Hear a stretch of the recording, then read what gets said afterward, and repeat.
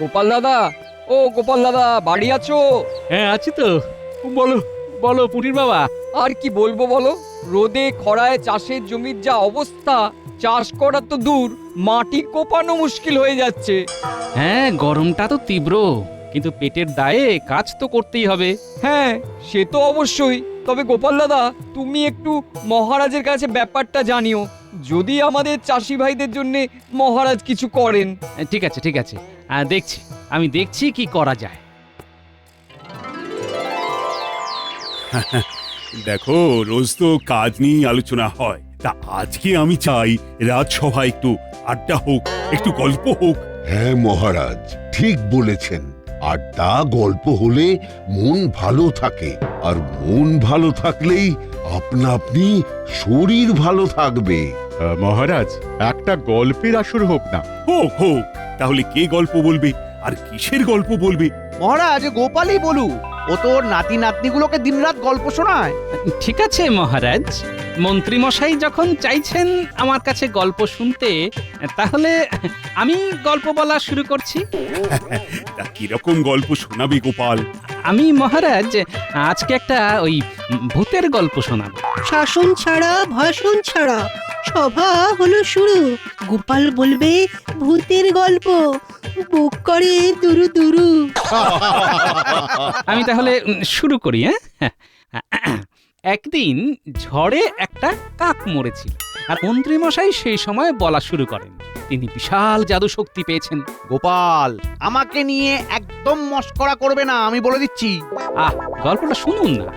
তারপর থেকে যতবার ঝড়ে কাক মরতো, ততবারই মন্ত্রী মশাই নিজের ঢাক পেটাতে শুরু করলেন, সবই নাকি তার মহিমা।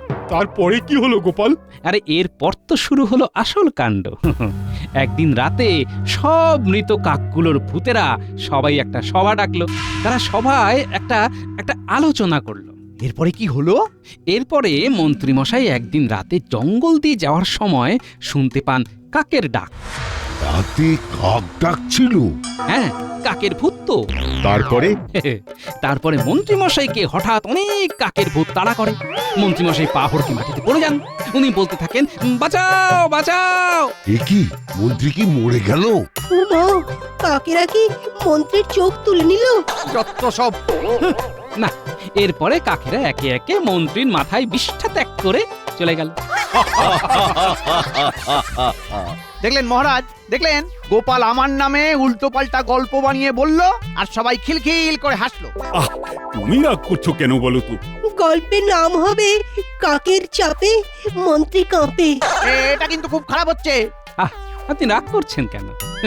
আমি তো শুধু মন্ত্রী মশাই বলেছি, আমি তো আর কৃষ্ণনগরের মন্ত্রী মশাই বলিনি। আমি চললাম, এই অপমান আর নেওয়া যাচ্ছে না, চললাম।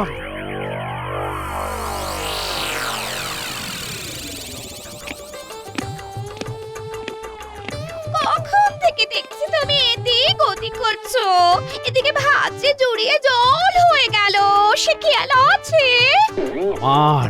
আমার শুধু এখন একটাই খেয়াল, প্রতিশোধ প্রতিশোধ প্রতিশোধ। একটা বদমাস গোপালের কপাল যতক্ষণ না পোড়াতে পারছি, ততক্ষণ আমার শান্তি নেই, শান্তি নেই, শান্তি নেই। আরে কি হয়েছে কি?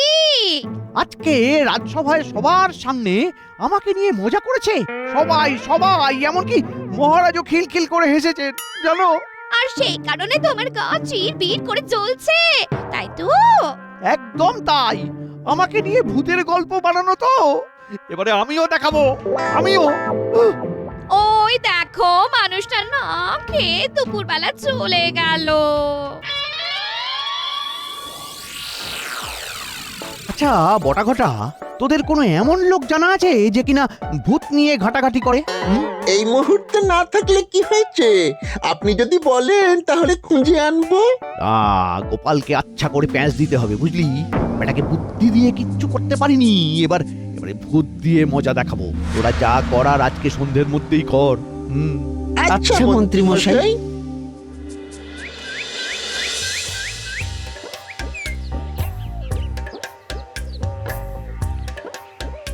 গোপাল দাদা, ও গোপাল দাদা, আরে দাঁড়াও দাঁড়াও।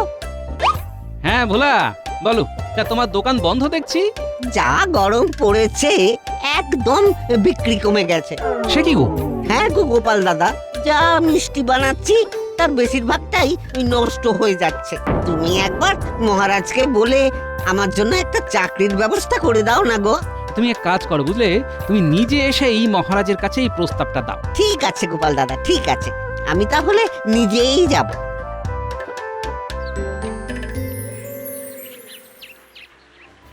ও গোপাল দাদা, তুমি আমার ব্যাপারটা মহারাজকে জানিয়েছিলে? একদম সময় পাইনি গো।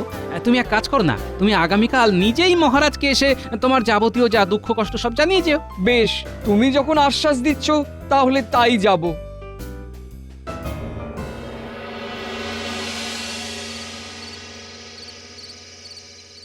এ কি? আহা, আরে বটা ঘটা তো এখনো এলো না। ও আসবে না, ওরা তোমার সুসময়ের বন্ধু গো, সুসময়ের বন্ধু। বিপদে কেউ পাশে থাকবে না। তাহলে কি আমি হাত গুটিয়ে বসে থাকবো নাকি? তুমি তো আমার অর্ধাঙ্গিনী, তুমিও তো আমার একটু উপকার করতে পারো নাকি? তাই করব, তুমি চলো আমার সাথে। আমি এমন একজনকে চিনি, উনি সব সমস্যার সমাধান করে দেন। তা ওনার কি নাম? ওনার নাম সমাধান বাবা। উনি ভূত আর ভগবান সবার সাথে সরাসরি কথা বলেন, শুধু মানুষের সাথে পর্দার আড়ালে। তাহলে আর দেরি কেন, এক্ষুনি চলো। কি বৎস, কি চাই? বাবা, আমার খুব কষ্ট বাবা। তা কি চাই বল? গোপালকে শাস্তি দিতে চাইছিস তো? হ্যাঁ বাবা, আপনি কি করে জানলেন? রে, আমি তোর মতিগতি সব জানি। চট করে 50টা মোহর পর্দার এদিকে বাড়িয়ে দে। ওরে বাবা রে বাবা রে বাবা, 50 মোহর? এতে অত আঁতকে ওঠার কি আছে রে মূর্খ? প্রত্যেক মাসে তো 500 মোহর তুই চুরি করিস। তা 50 মোহর দক্ষিণা দিতে তোর হাত কাঁপছে কেন? না বাবা, আসলে আপনাকে দেখতে পাচ্ছি না তো তাই। আমি যাকে দেখা দিই সে সঙ্গে সঙ্গে ভস্ম হয়ে যায়। ওরে বাবা, না না না না, এই নিন এই নিন এই নিন। এই তো লক্ষ্মী ছেলে। আচ্ছা বাবা, আপনি গোপালকেই একবার টুকি দিয়ে চলে আসুন না, বেটা ভস্ম হয়ে যাবে। হ্যাঁ, মাথা খারাপ নাকি? হ্যাঁ, এইসব খুচরো পাপ আমি করব কেন? গোপালকে দেখা দিতে গেলে পথে ঘাটে যদি অন্য কারোর সঙ্গে দেখা হয়ে যায় তখন? হ্যাঁ, তুমি এত ঘ্যান ঘ্যান না করে তোমার সমস্যার কথাটা বলো না। বাবা, আমি গোপালকে জব্দ করতে চাই। বেটাকে এমন শাস্তি দেব যেন কোনোদিন আর সূর্যের আলো দেখতে না পায়। আমার পিছনে লাগা, ওর পিছনে ভূত লেলিয়ে দিন বাবা। হ্যাঁ, শোন, আমার পোষা ভূত নিজে থেকে কারোর ক্ষতি করে না, তার কাছে যেতে হয়। হ্যাঁ, তোকে একটা সুতোর গুলি দিচ্ছি। এ কি? আরে সুতো দিয়ে আমি কি করব? ঘুড়ি ওড়াবো নাকি? আরে দূর বাবা, গোপালকে ওড়াবি। আচ্ছা, একদম উড়িয়ে দেবো? একদম। এটা গোপালকে দিয়ে বলবি, অনেক ধন্যবাদ বাবা, অনেক ধন্যবাদ। সুতো তো পেয়ে গেছি, এখন শুধু ছুতো খুঁজতে হবে গোপালকে এই সুতো দেওয়ার। হ্যাঁ, তাহলেই তো তোমার পথের কাঁটা সরে যাবে, আর তারপরে তুমি আরো বেশি বেশি করে চুরি করতে পারবে। ঠিক বলেছ।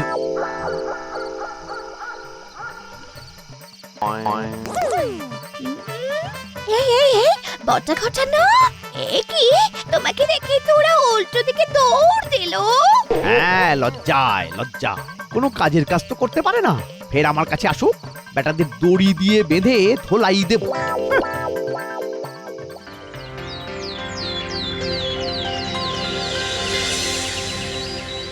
মহারাজ, অনেক সমস্যা নিয়ে আপনার কাছে এসেছি। বলো বলো পুঁটির বাবা, মহারাজ, এই গরমে খরায় চাষের জমি পুরো পাথর হয়ে গেছে। যদি চাষ না করতে পারি তাহলে তাহলে আমরা খাবো কি বলুন? আপনি কিছু একটা করুন। হ্যাঁ, আমি চাষাবাদের কি বুঝি বলো? গরমে তো একটু কষ্ট হবেই, আর বর্ষা আসতে তো এখনো দেরি আছে। মহারাজ, মহারাজ, আপনি তো আমাদের মা বাপ। বিপদে পড়ে আপনার কাছেই ছুটে এসেছি। দেখুন যদি কিছু করতে পারেন। ঠিক আছে, তোমরা এখন যাও, আমি দেখছি কি করা যায়। মহারাজ, মহারাজ, আপনি একটু দেখুন, এই গরমে মিষ্টির দোকানে বিক্রি একদম কমে গেছে। রোজ আমার ওই শেষ দুধের মিষ্টি নষ্ট হচ্ছে। এ কি, তোমারও সমস্যা? হ্যাঁ মহারাজ, আপনি কিছু একটা করুন। একটা চাকরি যদি দেন এই কয়েক মাসের জন্য, তাহলে খুব ভালো হয়। ঠিক আছে, তুমি এখন এসো, আমি দেখছি কি করা যায়। মহারাজ, আমারও একটা সমস্যা আছে। সবার সব সমস্যা কি আজকেই দেখা দিল? না, আসলে সমস্যাটা পাঠশালা কেন্দ্রিক। এই গরমে বাচ্চারা পাঠশালায় আসতে চাইছে না। কি করা যায় বলুন তো? মহারাজ, আমাদের রাজ্য তো রসাতলে যাচ্ছে। এত লোকের এত সমস্যা, কিন্তু আপনি কিছুই সমাধান করতে পারছেন না। একটা ভাবনা চিন্তা করার সময় দেবে তো? ওসব ভেবে লাভ নেই মহারাজ, প্রজারা আগে। আর আমার কাছে এমন একটা জিনিস আছে যেটা দিয়ে আমাদের রাজ্যের সব সমস্যার সমাধান হয়ে যাবে। কি জিনিস? এই হলো এক জাদু সুতোর গুলি। এটা আমি এক সাধু বাবার কাছ থেকে নিয়ে এসেছি, কারণ আমি কদিন ধরেই দেখছিলাম যে আমাদের প্রজাদের অনেক কষ্ট। আচ্ছা, তাই বুঝি? তা এই সুতোর গুলি দিয়ে কি হবে মন্ত্রী মশাই? এই সুতোর গুলি নিয়ে রাস্তায় বেরোতে হবে, তারপর সুতোর এক অংশ ধরে থেকে গুলিটা নিজের মতন রাস্তায় ছেড়ে দিতে হবে। তারপর সুতো নিজের মতন পথ দেখিয়ে নিয়ে যাবে। একদম শেষে যেখানে গিয়ে সুতো থামবে, সেখানে একটা ছোট্ট টবে বসানো লেবু গাছ আছে। সেই গাছ যদি আমাদের রাজ্যে নিয়ে আসা যায়, তাহলে আমাদের রাজ্যের সব সমস্যার সমাধান হবে। বাহ বাহ বাহ, তাহলে তো ভালো কথা। এই সুতোর গুলি নিয়ে বেরিয়ে পড়ুন মন্ত্রী মশাই। যা, আমি কেন যাব? তুমি যাও, আমি রোগা মানুষ, অত হাঁটলে আর শরীরে কিছু থাকবে না গো। তাহলে গোপাল, তুমি বরং চাও। আমাদের রাজ্যের কল্যাণের জন্য মন্ত্রী এত ভেবেছে, এটা আমার দেখে খুব ভালো লাগছে। রাজ্যের কল্যাণ না আমার কল্যাণ, সেটা আপনি পরে টের পাবেন মহারাজ। গোপাল, আর দেরি করো না, বেরিয়ে পড়ো। দিন দেখি। আর হ্যাঁ, এই সুতো যতক্ষণ পথ দেখিয়ে নিয়ে যাবে ততক্ষণ এগিয়ে যেতে হবে। পিছনে ফিরলেই কিন্তু বিপদ। হ্যাঁ, তাহলে গোপাল, সাবধানে এগিয়ে যাও। হ্যাঁ, চলো সুতো, চলো। কিন্তু সত্যি সত্যিই যাচ্ছে। গোপাল, গোপাল এগিয়ে যাও। রাজ্যের কল্যাণের জন্য তোমার এই অবদান আমরা ভুলবো না। গোপাল, এগিয়ে যাও।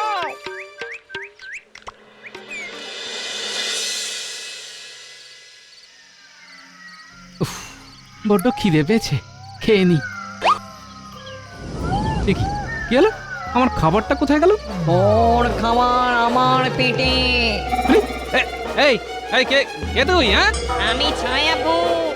দিনের বেলা ছায়া দেখা যায়, রাত্রি বেলা কিচ্ছু না। ভূত রাজ্যের দিকে যাচ্ছিস, তাই তোকে স্বাগত জানালাম। হ্যাঁ, ভূত রাজ্য? তার মানে মন্ত্রী মশাই আমাকে জেনে বুঝে এখানে পাঠিয়েছেন? না বাবা, আমি বাড়ি যাই। ওরে বাবা, সামনে ভূত, পিছনে কুকুর। জয় ঠাকুর, এখন তুমি ভরসা। না না, আমাকে আমাকে বুকে বল নিয়ে এগিয়ে যেতে হবে। এই গোপাল হেরে যাওয়ার পাত্র না।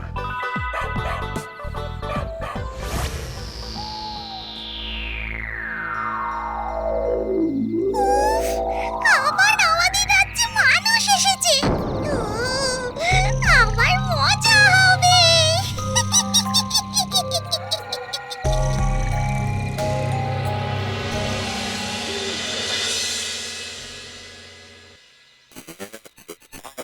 এ কি, সুতো তো আর এগোচ্ছে না। তাহলে কি এখানেই টবে বসানো লেবু গাছ পাবো? কিন্তু এ কি, এ তো দেখছি একটা মাঠ, আর মাঠের মধ্যে কালো কালো মানুষের মূর্তি। না, নিশ্চয়ই এর মধ্যে কোনো রহস্য আছে। আচ্ছা, আমার কি মাঠে যাওয়া ঠিক হবে? না, গুলি যখন এগোচ্ছে না, তখন আমি আর সামনে যাব না। এখানেই লেবু গাছ খুঁজবো। আরে ঘেঁচুদা, একটা মানুষের গন্ধ পাচ্ছিস? হ্যাঁ পেঁচু, পাচ্ছি, কিন্তু কাছাকাছি কোনো মানুষকে তো দেখতে পাচ্ছি না। উফ, মানুষের শুধু আসার অপেক্ষা। আমাদের তেপান্তরের মাঠে পা দেবে আর আমরা পাথর বানিয়ে দেব।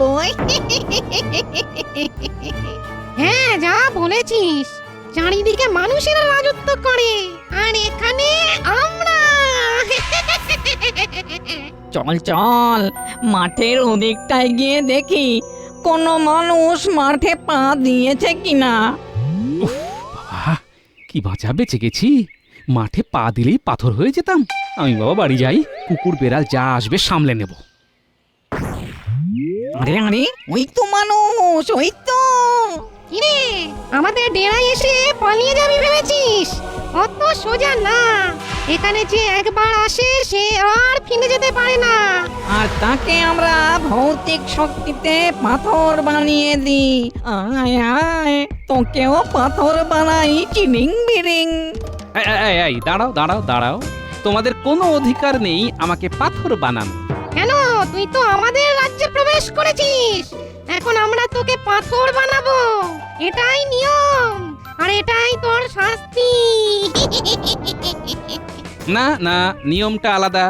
নিয়ম হলো তোমাদের রাজ্যের তেপান্তরের মাঠে যে পা দেবে তাকেই একমাত্র তোমরা পাথর বানাতে পারবে। হ্যাঁ, এতদিন তো জানতাম ওই মানুষরাই বদমাস, বেঈমান, ধোঁকাবাজ হয়। এখন তো দেখছি ছি ছি ছি ছি ছি ছি। এই এই, তুই কে রে? আর তুই আমাদের ভৌতিক ব্যাকরণ কি করে জানলি? সেই ইচ্ছে থাকলে সব জানা হয়। আমি যখন তোমাদের মাঠে পা দিইনি তখন তোমাদের কোনো অধিকার নেই আমাকে পাথর বানানো। সাব্বাস, বহুদিন পরে তোর মতন কোন সাহসী মানুষকে দেখলাম। উহ, ভূতের সাথে এভাবে যে কেউ তর্ক করতে পারে জানতাম না। হ্যাঁ, আর বাকিরা তো সব এসে আমাদের দেখেই অজ্ঞান।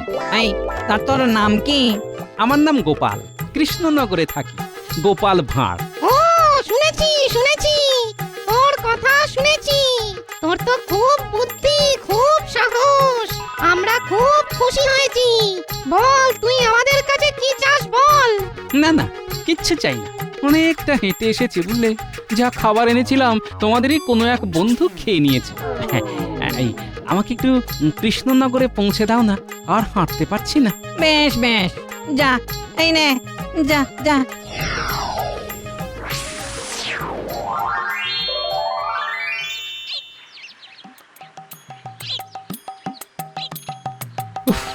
যেন একটা যুদ্ধ করে ফিরলাম। বেটা মন্ত্রী আমাকে ফাঁসানোর জন্য কত চক্রান্ত করলো। না, এবার আমাকে কোনো চারা গাছের দোকান থেকে লেবু গাছ কিনে নিয়ে যেতে হবে।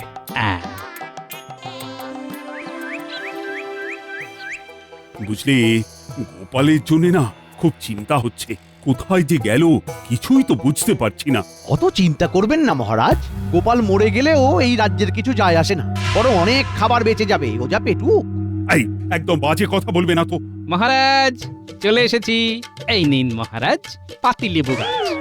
একদম ভূতেদের ডেরা থেকে নিয়ে এলাম। ভূতেদের ডেরা মানে? তো বেশ মজার ভূত মহারাজ। অনেক খাওয়া দাওয়া, গল্প আড্ডা হলো। ভালো ভূত, আমাকে দেখে খুশি হলো বুঝলেন। ওরা বললো এখানে যদি কোনো সৎ লোক আসে তাহলে ওরা খাতির করে, আর অসৎ লোক গেলে মেরে পাথর বানিয়ে। সমাধান বাবা তো এরকম কিছু বলেনি, এই মাটি করেছি। তা গোপাল, এখন কি করতে হবে? এই লেবু গাছ আপনি রাজবাড়ির বাগানে বসাবেন, আর বাকি সমস্যার সমাধানের কিছু উপায় জানতে পারলাম মহারাজ। কি? ওই ভূতেরা বলল চাষি ভাইদের এখন আর নিজের জমি ভাবলে চলবে না। সবাই মিলে একে অপরের জমি একটু একটু করে চষতে হবে।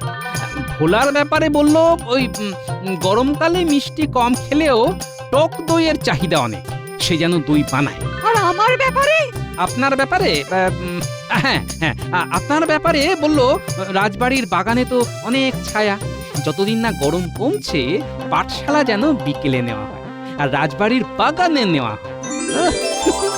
বেশ নিজের বুদ্ধিগুলো ভূতের বলে চালিয়ে দিলাম। বেশ বেশ। মহারাজ, খুব বিপদ। কার বিপদ? আমার বাপের বাড়ির রাজ্যে সবাই হঠাৎ করে পেট খারাপে ভুগছেন। কোনো ওষুধপথ্য কাজ করছে না মহারাজ। মহারাজ, আপনি বরং এই সুতো নিয়ে মন্ত্রীকে পাঠিয়ে দিন, হ্যাঁ? উনি যদি ভূতেদের কাছ থেকে কোনো উপায় জেনে আসেন তাহলে তো চিন্তা মিটেই গেল। হ্যাঁ মন্ত্রী, যাও যাও, গোপাল তো এত বড় উপকার করলো, এবার তুমি চলে যাও। ওরে বাবা, না, আমি যেতে পারবো না মহারাজ, ওখানে গেলেই পাথর বানিয়ে দেয়।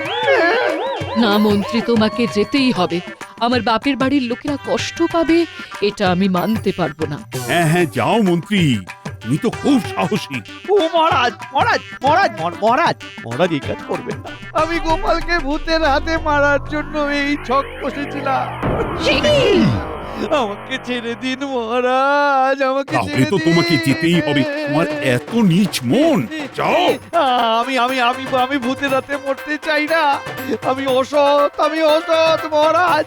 গোপাল তো বললো ভূতেরা অসৎ লোককে পাথর বানায়। আমাকে ছেড়ে দিন মহারাজ, আমাকে ছেড়ে দিন।